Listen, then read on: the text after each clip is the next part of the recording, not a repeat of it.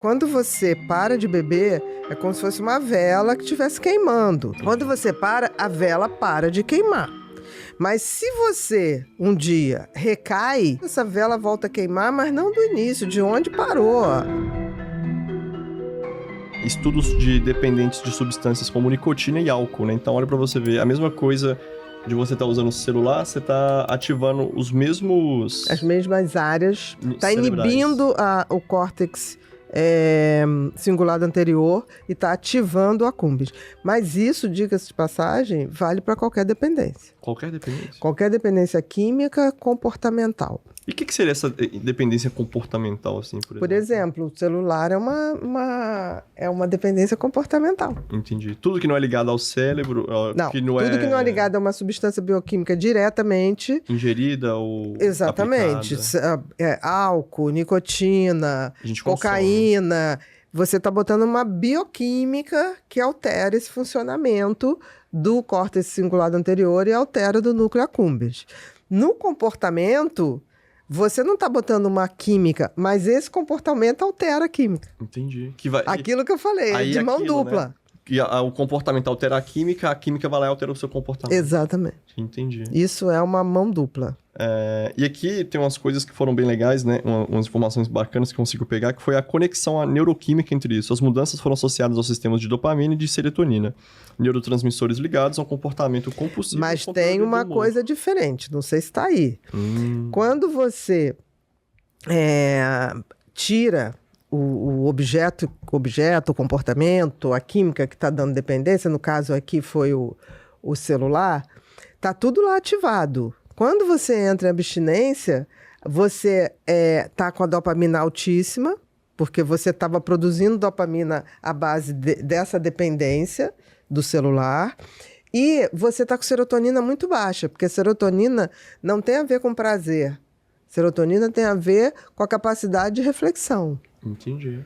A dopamina tem a ver com prazer imediato, a serotonina. Então, numa abstinência, quando começa, você tem a dopamina alta, o cortisol alto e a serotonina baixa. Aí vai acontecendo o quê? Conforme vai passando, vai diminuindo o cortisol, vai diminuindo a dopamina e vai lentamente aumentando a serotonina. Entendi. Que aí você começa a tomar consciência Vou te falar uma coisa, do teu estado. É muito legal isso tudo. E em 2005, você seria a garota propaganda da Pfizer, né? Quando viu o Prozac. Porque uma das coisas que eles falaram da serotonina era isso, que ajudava você a pensar melhor. A refletir melhor. Porque ficou uma coisa feia. Vocês perderam uma publicidade. Sabe por quê? Ficou uma coisa feia na época do Prozac, da fluoxetina, que, tipo assim, a substância do amor. Não, do amor é a ocitocina. A substância do prazer. Não, é a dopamina. Onde apanharam muito por causa disso. Sabe? Não, sempre foi a substância da atividade mental que te possibilita autopercepção. Que legal. Reflexão, senso crítico, né? Diferente da dopamina. Mas nessa época, querendo ou não, tava atrás de psicopatas também, né? Exatamente, tava em outra praia. Outra vibe, eles não iam acompanhar. Agora, uma coisa que eu vou ficar, como é que eu vou dizer, né? Não tão surpreso para 0 espectadores, é que lá na frente, olha pra você ver, né? Nem o próximo slide, tá? Lá na frente, tudo que ela falou é verdade. Olha pra você ver os níveis de cortisol e dopamina lá em cima na fase do pânico, que é de 2 às primeiras 24 horas. A que você tira o objeto que tá dando a dependência, né? Isso.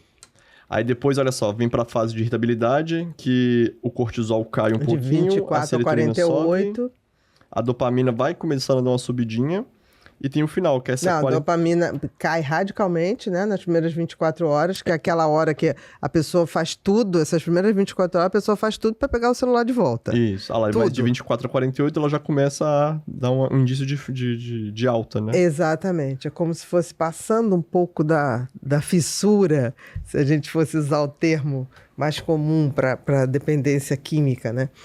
Vai dando essa diferença. E o fato da serotonina estar aumentando ajuda a pessoa ter essa autorreflexão, tipo assim, opa, pera lá, eu tava viciado, eu tava fissurada, ela vai tendo consciência. Com certeza.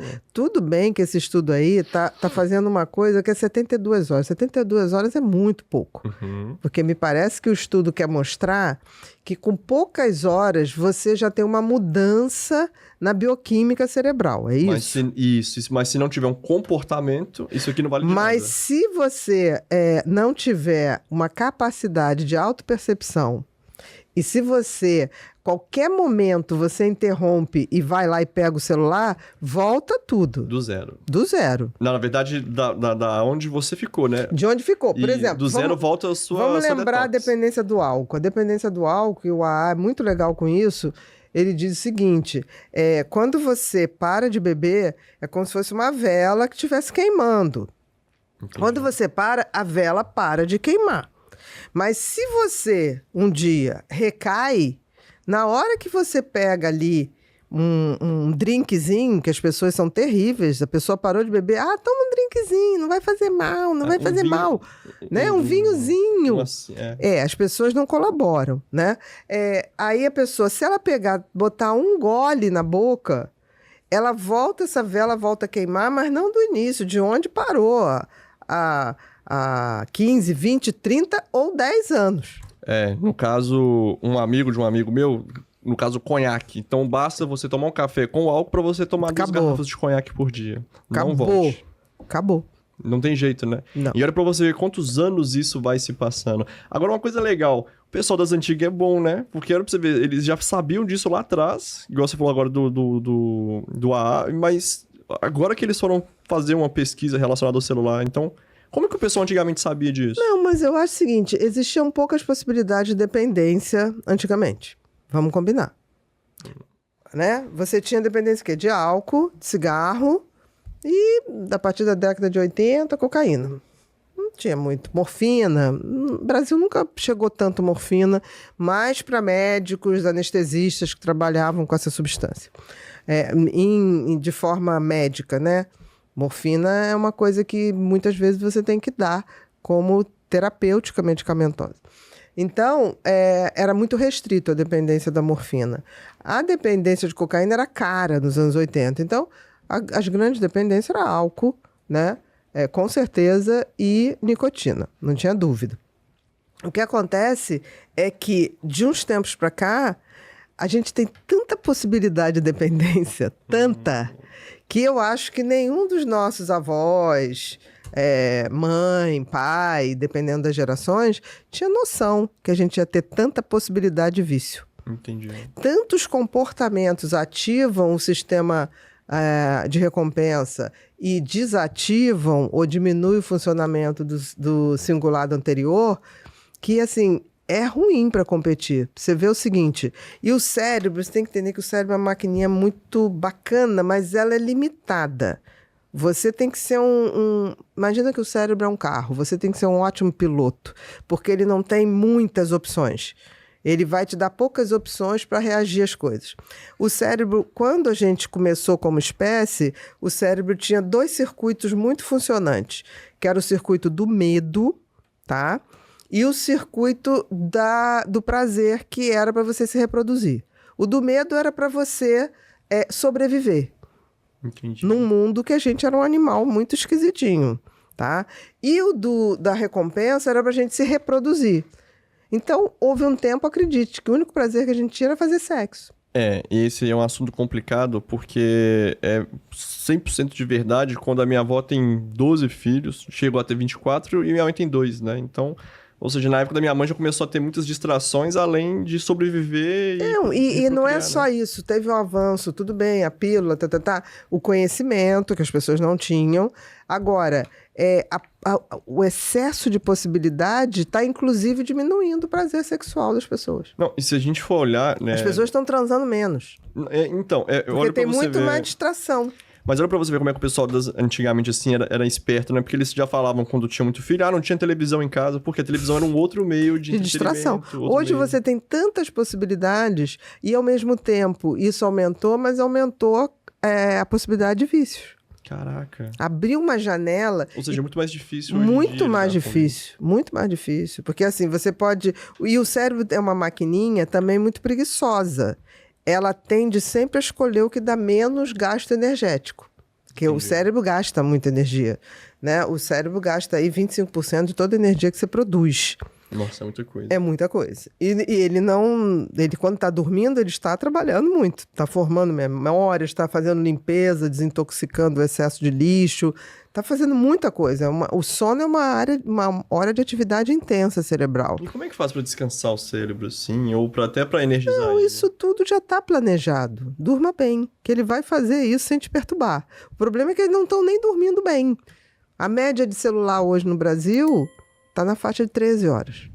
É muita coisa. É mais Então, jornada tem de gente que trabalho. não está dormindo. Tem gente que não está dormindo básico. Então, esse tipo de comportamento está deixando o cérebro cada vez mais vulnerável a ter mais fugas, a ter mais dependência. Entendi. Então, quando você faz isso aqui, eu entendi o que o estudo está querendo mostrar. Ele está querendo mostrar que, bioquimicamente, o funcionamento do cérebro com 72 horas já melhora bastante.